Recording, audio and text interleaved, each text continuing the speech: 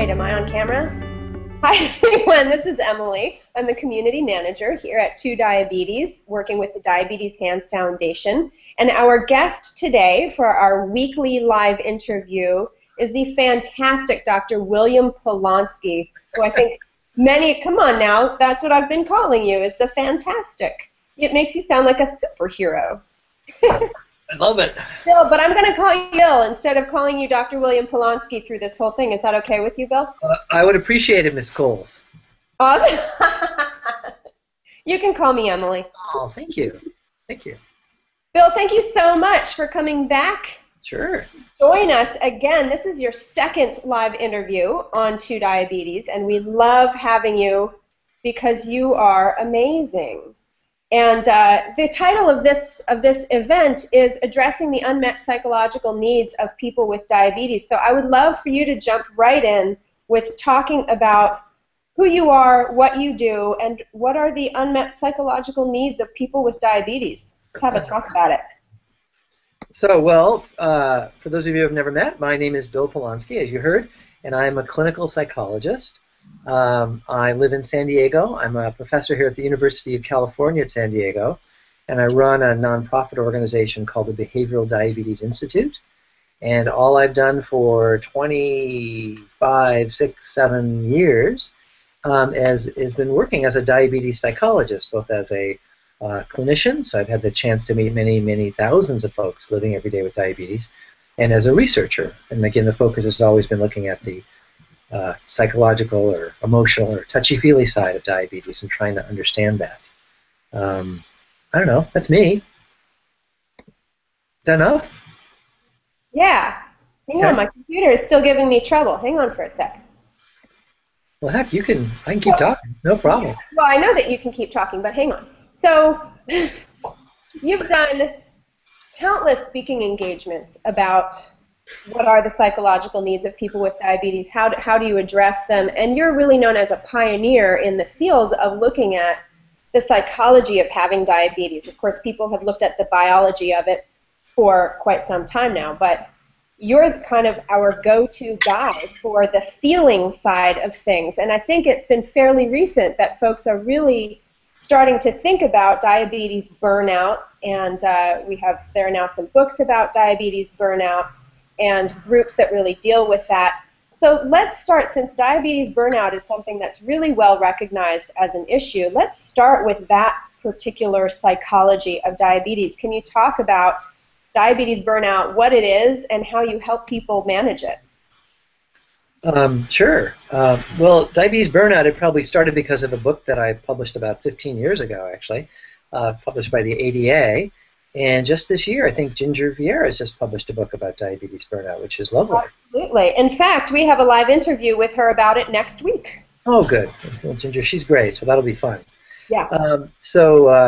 What we know is that, and I'm sure a lot of people listening understand, that lots and lots of folks go through times living every day with diabetes where it gets really, really, really old. And it gets old for all sorts of reasons, right? I mean, as we all know, diabetes, the day you learned you had diabetes, the universe gave you a job to do, a new job that you got to do on top of everything else. There's no pay, there's no vacations, and you got to figure out how to fit it in every day of your life. And there's all sorts of, we'll go through some of this, but there's all sorts of things that are discouraging when you feel like your best efforts don't give you the results you want, or frustrating, or people treat you oddly. You start to feel helpless and hopeless that just kind of drag you down. And I think almost everybody goes through times where you just say, I've had enough of this. And diabetes burnout is sort of the more extreme example of that. When people say, that's it, I've had enough, it's like job burnout. And they just say, I can't handle this anymore, and I just don't want to do this. And you want to give up. And of course, some people do. And they'll do the minimal to stay alive, but not much more. And of course, we know for those people, they're running big risks because they end up usually with really crazy blood sugars or super high blood sugars, or actually even problems with lows. And they're putting themselves in danger, but they just can't stay on the job of diabetes anymore. So a lot of what I do, I work with every day, is how do we help people who are so fed up they can't stand it? how do we help them to deal with something that is, by definition, unfair, and put up with it in their life in a way that will work for them. So anyway, well, I'll talk more about that, but there's all sorts of things that we've learned that can help folks, and that my patients have taught me that have helped them, and we can talk about all that. Well, let's do it. I want to talk about all of that. I think diabetes burnout is something that probably most people who have diabetes, regardless of the type of diabetes they have, experience at some point. And I think part of the interesting part of the psychology, you had mentioned that people sometimes, you get up in the morning and you think, I can't handle this anymore, and I don't want it. And I think probably a lot of us get up every day and think, I don't want this anymore. But it's a whole different thing to get to the point of feeling like I can't handle it either. And I think a big aspect of that is the fact that there isn't any such thing as a break. And maybe if it were possible to take, if we had the option to take 1 day off per year from diabetes, then maybe we would get up in the morning and say, I really want to take today as my day off from diabetes, but I can handle it today. I'm going to save that day off. But because we don't have that option, it feels like it can feel like each day we get up and think, I can't handle it today. Right. So there's some really, I think that's really interesting psychology around kind of feeling trapped.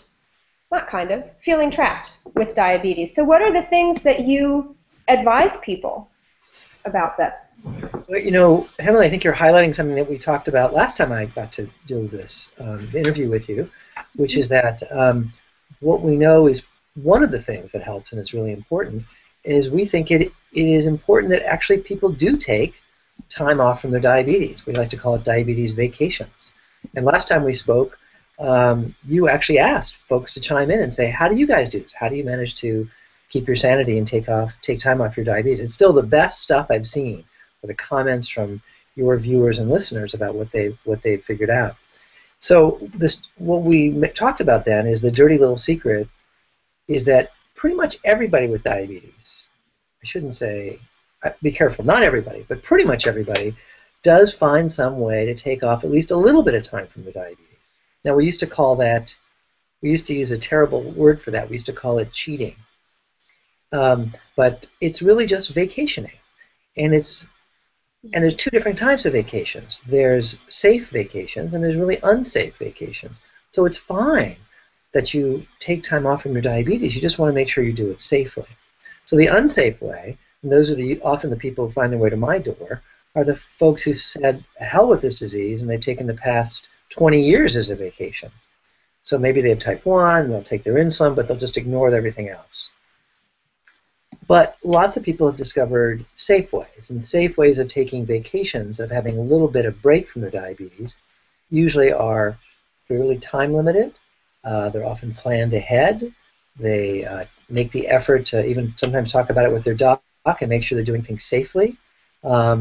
And you and I have talked about and seen all sorts of combinations of this. So it ranges from one woman who said, I can tolerate putting up with every aspect of my diabetes all week, but in exchange for that, my husband and I take every Friday night off.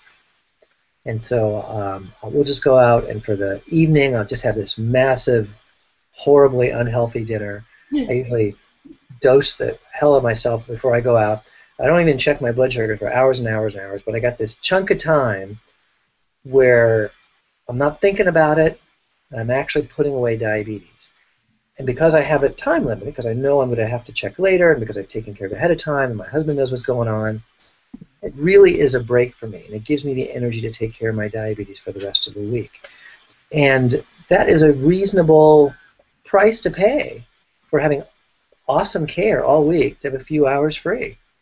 Mm-hmm. You mentioned the 1 day off a week thing. Makes me think of our old pal Joe Solowiecik, who has a wonderful story about his pity party that he does once a year, and takes the day off and closes the curtains and watches his favorite movies and gets his favorite ice cream and gets himself all prepared, but does it safely. And he says, for that day every year, it gives me, it's what vacation should do for you. They're restorative. They say, okay, well now I can go back to my job. Mm-hmm. So I'm a big believer, as we've talked about before, in the finding safe ways of taking a diabetes vacation. So that's a biggie. So I'm glad you mentioned that. Mm-hmm. I think another interesting piece, we actually had a live interview with Joe Solowaychuk a few weeks ago, and another interesting piece of the way that he tells his diabetes vacation story is that he gets all prepared to spend the entire day in bed feeling sorry for himself and eating ice cream and watching movies, and that by early afternoon he's kind of over it and ready to go do something else. Exactly. And to stop feeling those feelings. So what do you think about that aspect of maybe taking a diabetes vacation? That if we actually allow ourselves to do it, maybe we won't need it as much. I just think that's absolutely correct. I mean, what we find is that when, oftentimes, depending on how long you've had diabetes, it's so much often focused on how you're supposed to deprive yourself. And when you actually put yourself in a position of no longer having to deprive yourself, you come to a better equilibrium. That sounds very touchy-feely. I'll give you an example. I remember meeting a fellow many, many years ago who was so angry about his diabetes. I mean, he was so infuriated, and he was really in big trouble. He was having frequent diabetic ketoacidosis episodes, and his big problems was, he says, if I had to guess what the major thing that's causing myself, having me in the hospital, is, he says, I really like Snickers bars, the big, giant, king-size Snickers bars, and I have at least 6 to 8 of them every day. Oh boy! And he said it with this really hostile look on his face, and he goes, "And no one's going to tell me that I can't have my Snickers bars." Mm-hmm. And it was really this feeling, as he was able to say, that I'm not going to let diabetes run my life. I'm going to let diabetes know who's in charge, so I'm going to eat anything I damn well please. And so we had this, I said, well, I want to try a little experiment with you. I want you to see, will you do me a favor over the next week? What I'd like you to do is this. Could you promise me, starting tomorrow morning, that every day for the next week, you will have 8 Snickers bars, king-size ones, every day? Oh, you're good. And he said, well, and he folded his arms, and he said, well, what if I don't want to? I said, no, that's the deal you're making with me. I want you to do it, even though you may not want to. And he goes, well, okay. And sure enough, I met him a week later, and he said, I don't really like Snickers bars. They aren't really that good. He's been doing this every day for years. But he said, I'm not really enjoying it, and I don't have to. But it was the first step for him. I'm not really telling you the whole story, but it was the first step for him to feel like once he was able to give himself permission to do what he thought was so bad, he realized, I'm getting tired of this. And he began to think about, maybe it's time to get on track with my diabetes, and it doesn't have to be my enemy. So I'm not sure that's the best story, but I totally resonate with what you heard Joe say. That makes perfect sense. Yeah. I think that's a fantastic story because it seems like he was sort of rebelling in a way that wasn't really good for him, and you figured out a way to do things differently and maybe to take the need for rebellion out of him a little bit, which is good. So, Yeah. So you said that this person was furious about having diabetes, and I think that a lot of people with diabetes sort of cycle through that whole is it called the cycle of grief? I forget. With denial and bargaining and anger and resignation, that stuff, all those feelings can come back around for people, even who've had diabetes for a really long time. I think some of us can cycle back through those feelings after having diabetes for years and years and years. What do you think about that cycle and how to get to a healthy point in it? Do we get to a healthy point and stay there, or do we just keep cycling? How does that work? Well, I don't think that particular cycle is that real, to tell you the truth, but I think there is a cycling that occurs. And, it's different for different folks. I mean, there's 2 issues. One is this issue of that we're talking about, which is sort of to what degree do I feel like me and my diabetes are on the same side versus it's me versus my diabetes. Mm-hmm. And I think oftentimes people go through times where that cycles around. where I feel like I can put up with this, I can deal with this, we're on the same side, as opposed to then feeling like my diabetes and I hate each other. So sometimes it's almost sort of this, like I feel like I'm almost doing like couples therapy or family therapy between the individual and his or her diabetes. But the other thing, I think it's a little more, maybe more, I don't know if obvious is the word, but a little more concrete, is that what we see is, you know, very few people have any interest in wanting to focus on their diabetes all the time. When they do, we call those people professional diabetics. I mean, you want to have diabetes part of your life, but you don't want it to take over your life. And we do see people cycling a lot with this idea of how much mental space am I willing to give the diabetes in my life? And oftentimes we see people, unfortunately, because they can't come to a good point of compromise, what they do is they bounce back and forth. So they say, look, the only way to take care of diabetes, I learned somewhere long ago, is I have to take care of it perfectly. I have to stay focused on it with great vigilance and great attention, and I should have an A1C under 6.5%, and I should have perfect blood sugars, and blah, blah, blah, blah, blah. And many people I know can do that for a short period of time. They can tolerate that. And then they wake up one morning and say, I can't stand this anymore, and they swing all the way to the other side and say, you know what, I'm not going to think about diabetes anymore. I'm just going to put it aside. I'm going to be on if you will, a vacation, extended vacation. I don't want to have diabetes in my face that much. So they never find that point of compromise. They just bounce back and forth of, I should pay attention all the time, I should ignore it. And that's really what I often see as a cycle.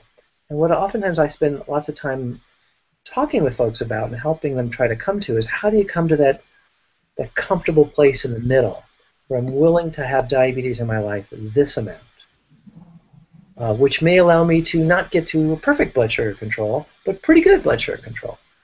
And that's what we have to help people do. I think so many folks with diabetes have learned or somehow that they think they have to be perfect.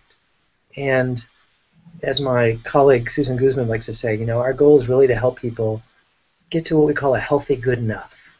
You know, let's think about a place to be, a place to get to where you can take a breath and say, I'm doing okay, as opposed to I'm never doing good enough. You know, it's enough to eat. That's how you drive yourself crazy.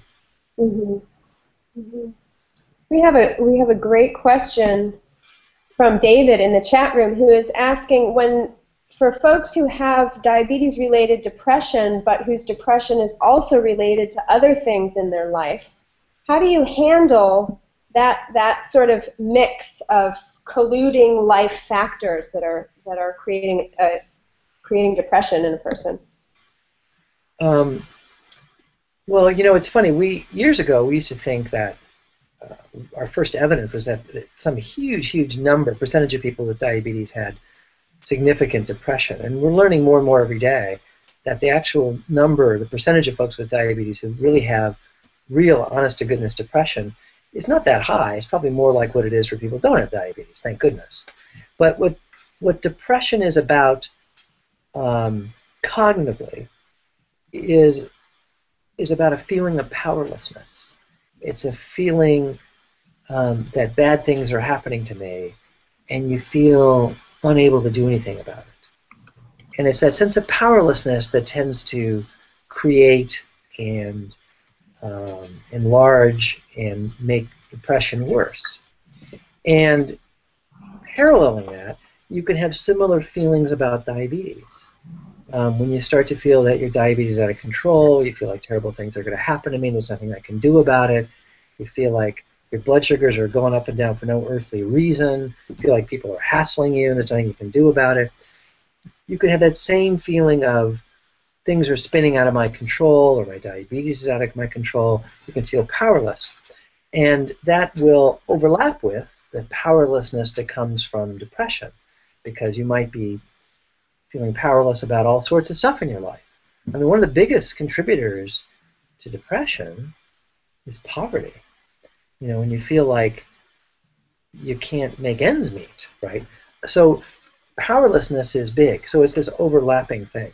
So So yes, you can have folks who are depressed, and you can have people who are really depressed about their diabetes, what we call diabetes-related emotional distress, or its extreme form, burnout. And we meet a lot of people who are experiencing both of those. In fact, we had a whole program we were doing for both groups. And you know, you take them one at a time. I mean, I'm not trying to think. I'm not sure how much I need to go into detail about what you do about this, but you know, in both cases, what you're doing is you're trying to help people regain a sense of powerfulness in their life. So with depression, it means identifying the key things we have to do. Sometimes it's about focusing on helping people get connected to others, or having a sense of meaning in their life, or getting out of the house, or getting on the right medication. And if they're feeling out of control with their diabetes, oftentimes it's about just helping them think through what are the steps you can take to regain control. Again, feeling so powerless in the face of diabetes just never has to be true, but we know it occurs, and so how do we help people just problem solve how to change that? So working together in both of those areas, which we often have to do together, is a way to, we know we can help almost anybody feel better and get better and deal with their life more effectively. Mm-hmm. I'm giving you very long examples. And by the way, I hope everyone who's listening is paying close attention, observing. If they're seeing you, Emily, what a great job you are doing. They're not seeing you? No. Oh, well, you should know. Only when I'm asking questions. Since they can't see you, you should know that Emily's doing an amazing job of doing at least two things at once. Because I'm looking at her and she looks like she's listening to me, but she's also reading your comments and questions on the screen. And God, she's probably playing solitaire or some other game at the same time. But watching her face is an amazing thing for me to watch.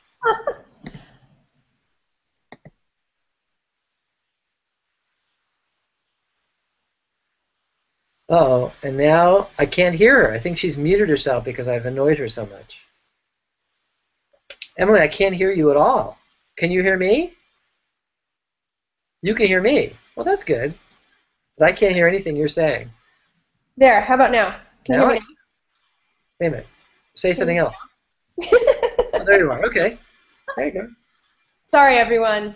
You did that just to mess with me because I talked about you. Yeah, you had just complimented me, so I thought I'd immediately mess something up. Thank you. Thank you. That was a very, very kind compliment. I am reading along in the chat room and looking for questions and things. It's amazing. And well, thank you. And we have some great questions. And if I can get my computer to switch over to my notes page, I'll ask you one of them. Okay. So along the lines of what you were just saying, David, again, was asking, do you think that people with diabetes don't do a good enough job of complimenting ourselves when we do something right, that people maybe as a community tend to focus on what we need to do better or differently? What a great comment. So let me agree heartily. Yes, I mean, we see that folks with diabetes don't do that for themselves very well, but to be honest, I see that most healthcare professionals don't do a very good job of doing that with their patients either. You know, if you're doing a good job of trying to keep track of your blood sugars and you're bringing them into your doc, we're always asking healthcare professionals. We say, could you please compliment and congratulate your patients for keeping blood glucose records, for bothering to check their blood sugars at all, as opposed to, what's this high number here? So I think we kind of train our patients, unfortunately, to be self-critical. It's one of the reasons why when and to respond to David more exactly, you know, one of the things I'm always talking to folks about is I'll say, what kind of A1C goal do you have? You know, because how do you ever know that you can tell yourself, I'm doing great, as opposed to I'm not there yet, or I should be doing more, I need to pay more attention. But there's got to be a good way to be able to step back at the end of the day or the end of a moment and say, whatever I'm doing right now, it's working. And we all need to find ways to do that for ourselves and for each other.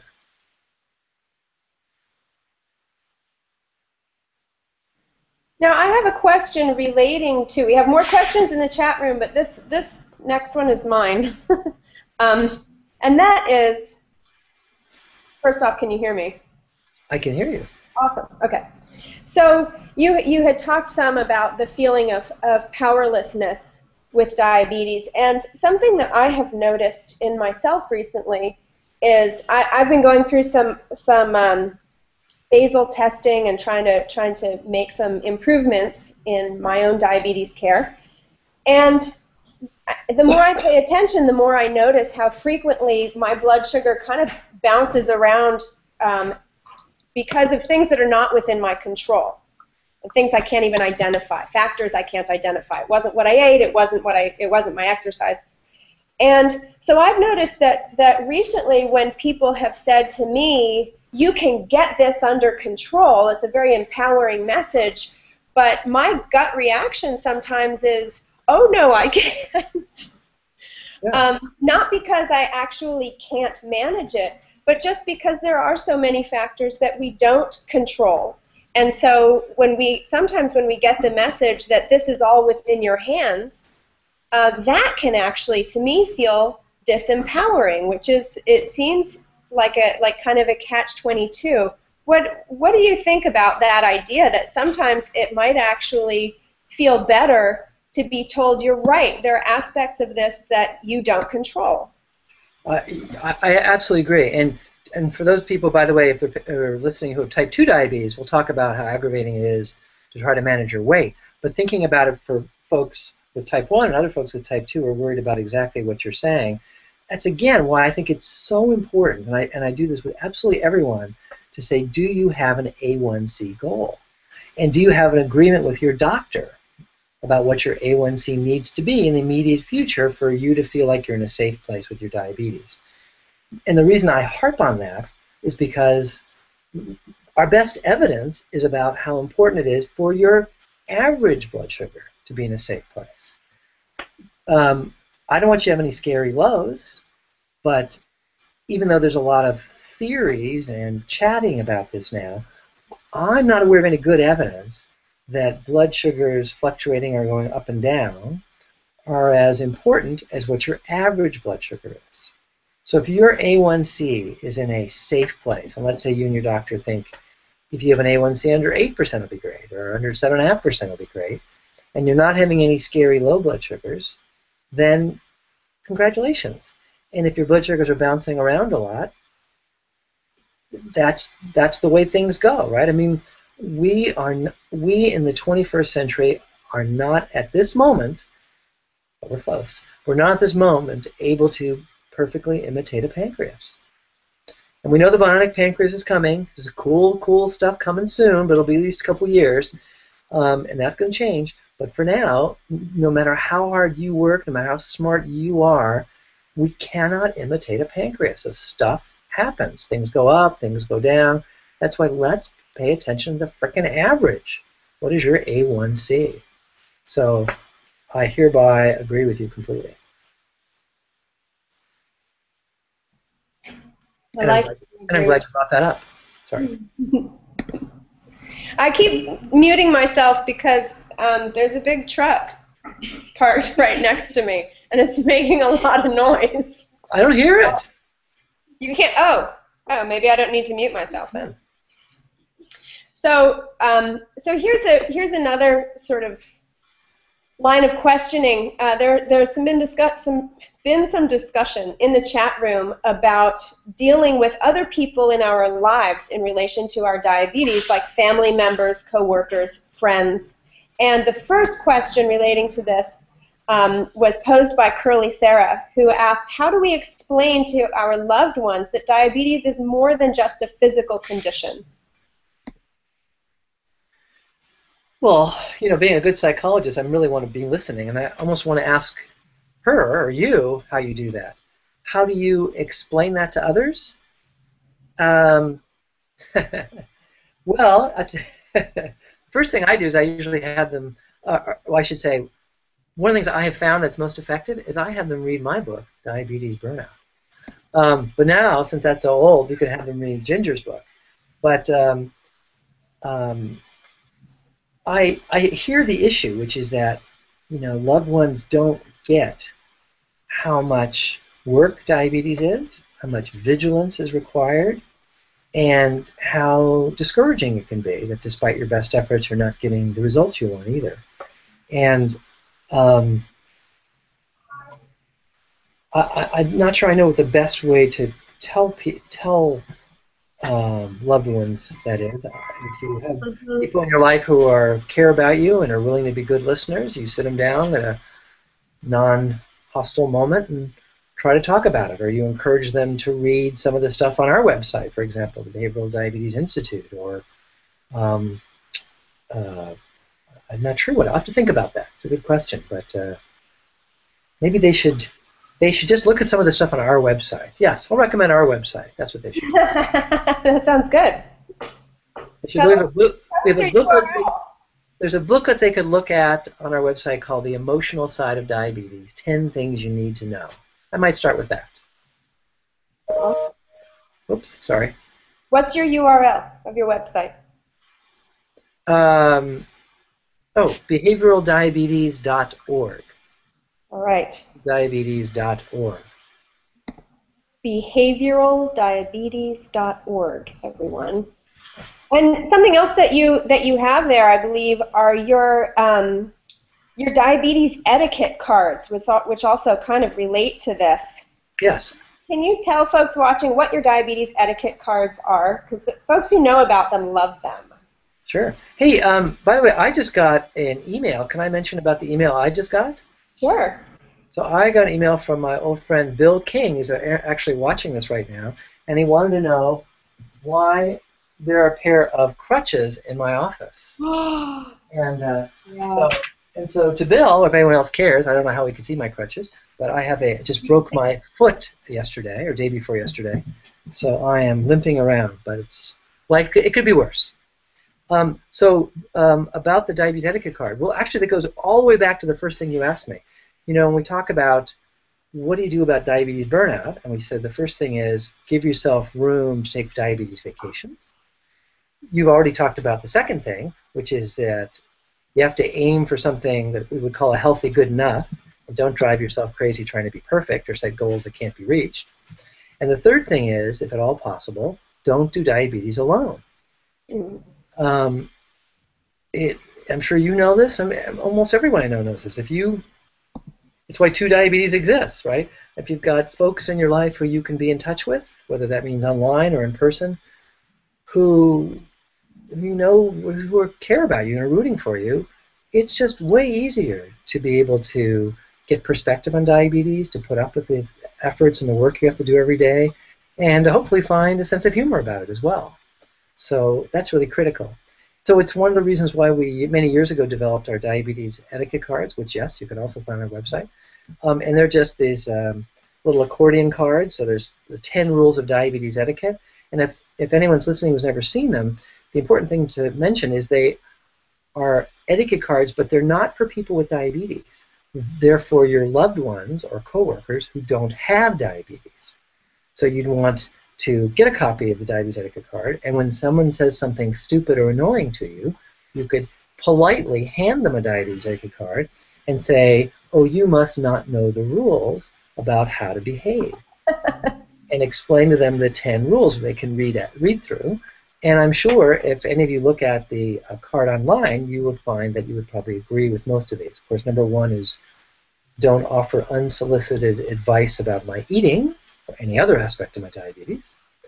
One of my other favorites, I think it's number 3, which is don't tell me horror stories about your grandmother or other people who've had something horrible happen to them. It's like, I don't need to hear about that. So things like that. Mm-hmm. But and we put the etiquette card together, again, as a way to find a sense of humor about diabetes, but also hopefully to open up a conversation so that you and the people in your life who are doing stupid things, acting like diabetes policemen or whatever it might be, can kind of get a new perspective, and then you can hopefully come together. And we found that it's been dramatically more helpful and useful than we ever could have imagined it. It's in 8 or 9 different languages now. It's all over the world. There's at least 500,000 of them in circulation. And wow. It's been pretty amazing. I should mention, we also have a version that we developed that's also online that's specifically for teenagers, especially teenagers with type 1, to give to their parents. How they want teenagers want how they want their parents to act. We did, by the way, originally developed a version for parents to give to their teenagers, but that was ridiculous because teenagers could care less what their parents how they should act. And we're just finishing up. I don't know when it's going to be done, but we actually decided to refine a little better. So we actually have a special new etiquette card that's just for folks with type 1 diabetes to give to their partners, so spouses or partners. So that hopefully will be done, I don't know, later this year at some point. So. Are you planning to do it one specific for type 2 as well? Yes, on the list. Awesome. Absolutely. That's where we get to talk more about all those annoying weight comments too. Yeah. You mentioned in one of your answers previously that we could talk more about the burden for people with type 2 diabetes and weight loss and all that goes along with that. Can we talk about that some? Sure. Well, first of all, here's the funny thing about type 2 diabetes. It is one of the few diseases we have left in America where we still blame people for getting it. Mm-hmm. And we blame people for not taking perfect care of themselves. Of course, we do that to people with type 1 as well. We don't tend to do that with other kinds of chronic conditions. Like if someone develops osteoporosis or severe chronic asthma, rheumatoid arthritis, we don't go, well, you should have taken better care of yourself. We don't blame people for getting it. But in particular, type 2 diabetes, in our heart of hearts, is about biblical sin. It's about sloth and gluttony. Now, let me be clear about why I'm saying that. That's not true. That's how people think about it, but it's not true. So people get blamed for this disease. They get blamed for being overweight. They get blamed for not taking better care of themselves. And there is a profound underappreciation that the enormous worldwide pandemic we are now experiencing of type 2 diabetes is due to genetics, due to the fact that we have high-caloric, low-cost foods available to people all over the world now, that there's all these external factors contributing to what's going on, and that it's a really, really, really hard disease to manage effectively. And the hardest part is managing your weight. And we see not just family members and coworkers and strangers stigmatizing folks, but we see it in healthcare professionals as well. The sense that, well, you just need to lose 20 pounds, so just go do that. And I'm always pushing back and challenging my fellow healthcare professionals. I go, well, what exactly is the secret to losing 20, 30, 40, 50 pounds and keeping it off successfully? Would anybody like to tell me what that is? Because I'd kind of like to know. You can go to any bookstore and you can see there's like 500 books about dieting and weight loss, and most of them, not all, but most of them probably belong in the fiction section. It's just stuff people made up. Anyone who's paying attention to this field has to be humbled in the face of how difficult it is in America to be able to lose weight successfully and keep it off. There's biological factors, there's habit things, there's the environmental issues in terms of what's available to us. This is really hard. It's doable, but it's really hard. So, and we can get more specific about what to do, but I just hope people, especially if you have loved ones who are struggling with their weight or if they have type 2 diabetes, just come from a place of respect and love and caring about it and realize this is tough. It's really, really tough. Mm-hmm. Which is too bad, because I'd love to write a weight loss book called Dr. Polonsky's One Strategy Secret to Successful Weight Loss. I could probably make $1 million. But there is no such thing. It doesn't exist. Although I guess it doesn't matter. I could make it up. But if we really pay attention to the research evidence, it's humbling. Mm-hmm. I want to get back to some of the other questions in the chat room. People are eager. So we've spoken a little bit about communicating with our loved ones about diabetes and how hard it can sometimes be to educate friends, family, coworkers about the fact that diabetes both and all types are not just physical, that there is a really significant psychological component. And this is a really interesting sort of take on that question from another direction, and that is, do you have any suggestions for dealing with a close family member who really has no empathy for a family member with diabetes, and how to deal with it, not as in how to make that person understand the experience of their loved one with diabetes, but how can the loved one with diabetes come to a place where they're okay with the fact that they have a close family member who just doesn't get it and isn't going to? Well, I don't know if I have a good answer for that. It's sad, but it's unfortunately really not uncommon, right? I mean, that people wouldn't understand or wouldn't get it. I mean, again, I go back to why I'm so happy that TuDiabetes exists. You know, that it's provided a way for folks who really do get it. I mean, folks who are living with diabetes every day, who you can make contact with and understand where you're coming from.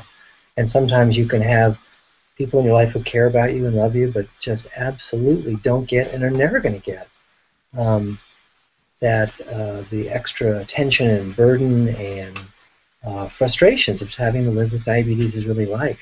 So I would give them a hug and give up on them. It's so terrible. I hate to say that. But we look for connections elsewhere. We look for connections with people who can understand. I don't know. I wish I had a better answer. It's tough. Right. That is a hard one. You know, one of the things that I do with loved ones, I don't. It's not important to me personally that everyone in my life really understands diabetes on any kind of deep level. But for the folks who I do want to really understand it, one of the things that I do is make sure to tell them what's going on with my diabetes. You know, somebody asks, how was your day? And I had a great day at work. Things were really good. I had a really good time. Had a really frustrating afternoon, though. My blood sugar was really high, and then it was low, and then it was high. Whatever, just so that people can understand, like, when you ask, how was my day? How was my diabetes? At least for me personally, is part of that answer. There's no such thing as an answer that doesn't involve what happened in my diabetes, because it affects how my day went. But I recently had an interesting experience with some friends who were asking, and so I shared with them how it was going. And to me, that's about letting them know, like, here's what this experience is like. And one of them said to me, you know, we have other friends who have diabetes, and it seems like they're having a much easier time of it. I wonder why you're not. Yeah, loser. Yeah, a little bit. My stomach kind of fell through the floor, and I felt like somehow I have to justify. Now suddenly, my diabetes, I'm bad at having diabetes or something. It kind of my attempt to educate and allow somebody to understand the experience a little better kind of backfired a little bit. Yeah. But you know, we have to remember that none of us are representative of the rest of the world, and there are people I know for whom diabetes, and they do a pretty adequate job of taking care of themselves. They don't want to talk about it a lot, and it has a place in their life over here on the side somewhere. And if they want to bring it up, they'll bring it up, but it's not front and center. And I'm thinking of people I know. I mean, oftentimes it's tough for me to know whether I should bring up anything to do with diabetes. Sometimes I'm aware when I'm hanging out with a friend with diabetes, well, I'll never bring it up. And I'm trying to be respectful. And sometimes I don't know if I'm being appropriately respectful and caring by bringing things like this up or not bringing things like this up, because everyone's so different. So sometimes I'll just have to remind myself and ask and say, am I being cool by doing this, or is this the exact wrong thing to do? So I know for you, I should always, every time I talk to you, I should say, Emily, how you doing with your diabetes? Not like that, but I mean, it would be appropriate for me to do that with you because you're fine about that, and it's front and center anyway, and you're comfortable talking. Right, and certainly everybody is different about that. Bill, I don't think that you mentioned this at the beginning of the talk, and I know the answer to this, but maybe other I'm sure not everyone does. Do you yourself have diabetes? I do not. You do know the answer to that. You are correct. I did. I just wanted to give that little bit of context to your last answer. Yeah.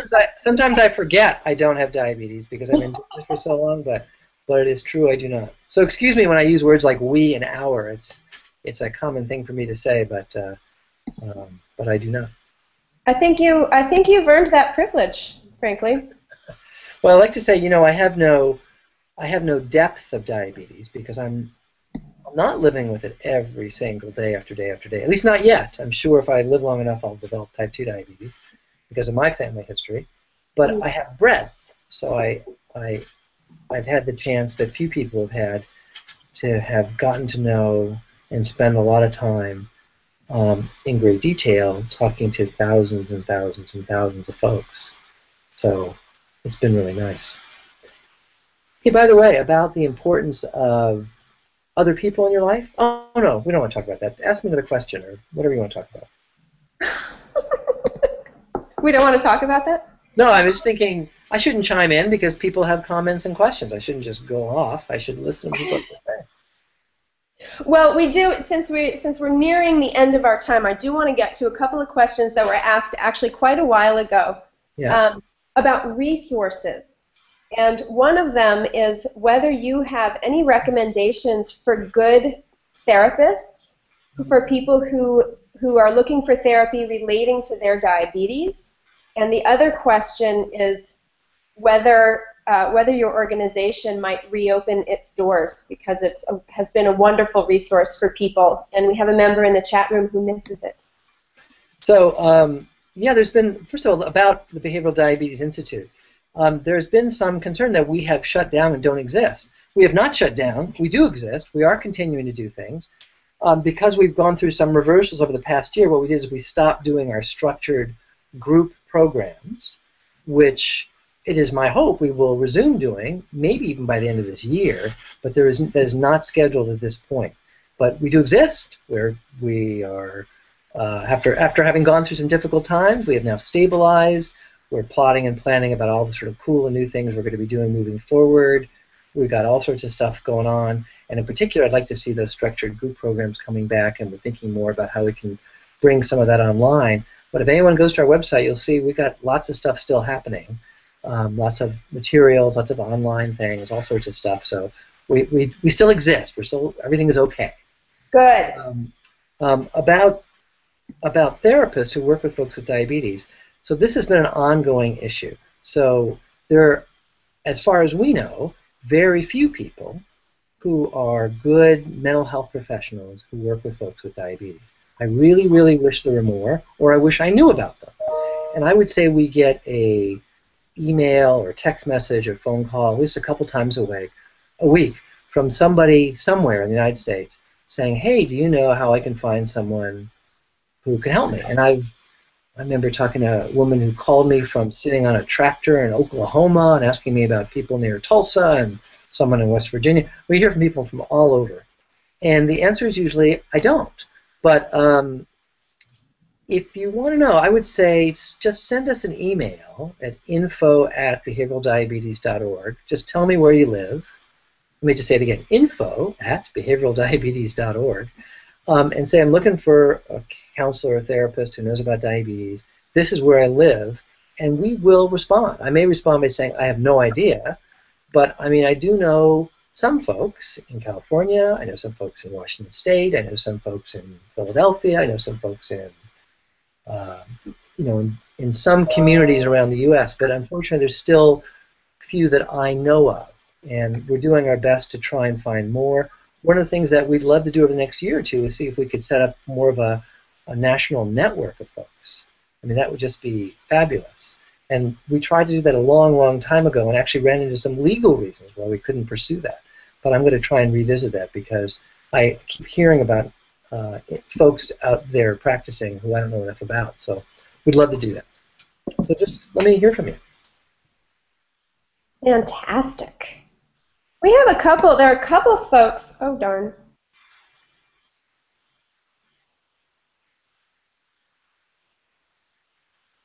Well, it's always a bad sign when you mute Can you me. hear me now? Yes, there you are. Darn it. Okay. There are a couple of folks in the chat room who are asking about diabetes and denial.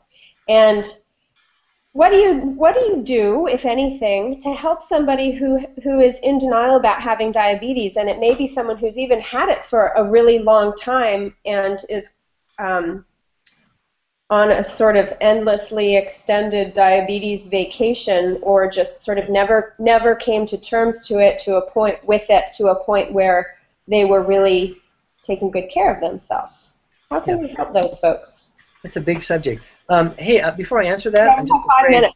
Yeah, before people disappear, I want to just mention one thing. I wanted to push one thing that you helped me with a long time ago. But anyone who is watching who has diabetes, and if you don't know about this already, we would love you to join our online research registry that we're doing with our friends at Taking Control of Your Diabetes. We're trying to put together this panel. We already have thousands and thousands of people on this panel, and we have our first project starting next week, actually. And every online survey that we're going to be asking people to complete, we're going to be paying people to do. It'll be a terribly small amount of money, but it's going to help research. This is about stuff we're trying to publish, and it's all just for us. It's just for the Behavioral Diabetes Institute and Taking Control of Your Diabetes. It's not some evil pharma industry. It's just us. So I want to strongly, strongly, strongly, strongly encourage everyone to go to this URL, which is tcoydresearchregistry.com. All one word, tcoydresearchregistry.com, and take a look at it and hopefully register if you would. We would greatly appreciate it. And I think that is on your site somewhere, on TuDiabetes. tcoydresearchregistry.com. Thank you. Okay, so back to diabetes and denial. Let me tell you something funny about that. I don't think that's a great word. I don't really think there's anybody in denial. I think there's folks who minimize their diabetes, and again, because of burnout or for other reasons, they just don't. They put it as far away from them as they can. But I guess almost everybody I know, even if they are in quote unquote frank denial, they've minimized it a lot. They know it's there. They're just trying not to think about it. And so your question is, what do you do about that? And again, I doubt anyone's actually listening to me who's in denial, because this is the last place they'd want to be right now. But you may know someone like that. Mm-hmm. So, when I get a chance to meet someone like that, I usually start by asking the most important question we ever ask anybody, which is, can you tell me something about diabetes that you don't like? Or can you tell me something about diabetes that's driving you crazy? And we want to create room for people to tell us why they're frightened, or why they think diabetes is no big deal, or what bad experiences they've had. But when I'm trying to deal with someone who's minimized diabetes, it's not that I want to tell them anything yet. I really just want them to give voice. I want to shine a light on what is it they're thinking about this disease. How do they think about what diabetes is? And once they do, then we can have a conversation about it. Sometimes it's people feel that they have ideas about diabetes that are just wrong. Like, lots of people think that, diabetes is just going to get me. It's just going to hurt me at some point in my life. But that's someday in the future. And since I can't do anything about it anyway, I might as well just not pay attention to it. And, there are certain diseases out there where that's true, and it's probably a good idea just to ignore them because there's nothing you can do about it, so maybe you'll just luck out and you'll be okay. And diabetes isn't one of them. So oftentimes we'll just talk to people about the really good news about diabetes. How we know that in the 21st century that with good care and effort, odds are pretty good you can live a long and healthy life.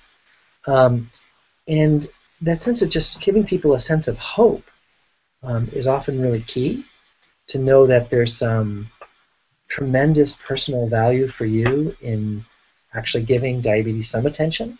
And so we kind of just etch away the little bit of things that how you convinced yourself that just ignoring diabetes is the best approach. It's hard to be so clear about this in just a 1 or 2 minute response. I'm sorry. But it's mostly I just want to ask people. I want to tell me more about how you think about this disease. Hey! Hey! I see a familiar face. I see the famed Manny Hernandez. And I see the famed Bill Polonsky. Unbelievable. Isn't it awesome? It's unbelievable that you left goatee. I love it. You look great. I'm trying to look like you, Manny Hernandez. That's you don't. You don't. Look what's ahead. Look. You're getting there, man. No wonder. We're going to look exactly like him, but older any day now. Well, so can you see on this? Can people listening, watching, can they see the famed Manny Hernandez on the screen now when he talks? They could a minute ago, yeah. Okay. I can put it back on. Right. There he is. Now they're looking at Manny laughing. Excellent. It's beautiful. All right, just want to make sure they could see him. Good, good. You guys are looking a little bit more alike than the last time I saw Bill. Yeah, we're like brothers from Let me do this.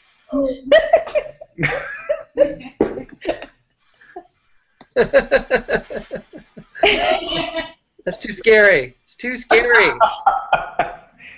Well, I'm leaving my hair grow long. Yeah, and you have one piece you can put over the top like this. Yeah, he's going to do a charming comb over. Four hairs from the back and just swirl them around and around and around. It's going to be good. Yeah. Phil, our time is up, but we have, wait a minute, let me put the camera back on me for a sec. We have a comment in the chat room from a while ago that I wanted to read to you, and this is from David. It says, David says, the emotional impact of diabetes can't be overstated and is too often ignored.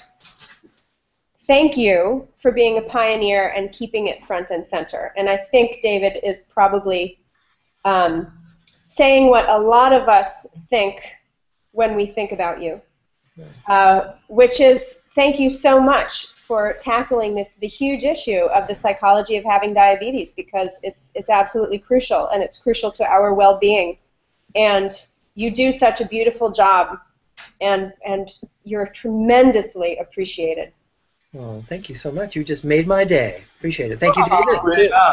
Would it offend you if we called you the grandfather of this school of thought, or would that be? Grandfather implies some stuff that Bill might not be ready to take on. Well, I'm not ready to feel that old. Thank you very much. Yeah. It's a metaphor. It's a metaphor. It's like more than the father. The very young grandfather. I don't know. Maybe the father of diabetes psychology. I could do father. All right, there we go. As opposed to elder brother of. The elder brother. The best friend of diabetes psychology. I like best friend. That's cool. It's very good. Yeah. Very good. Bill, thank you so much for being here with us today and sharing your wit and your wisdom with our community. It's time for us to sign off, but we so appreciate your time and your energy, and I'm so glad that Behavioral Diabetes Institute is still serving the community and doing its wonderful work. And I'm going to share some links in the chat room as soon as we log off so that people can come and find you on your website. I appreciate that. Thank you. Nice to see you again. Nice to see you, too. I hope that we run into each other in person someday. I imagine it might be sometime soon, actually. I think so.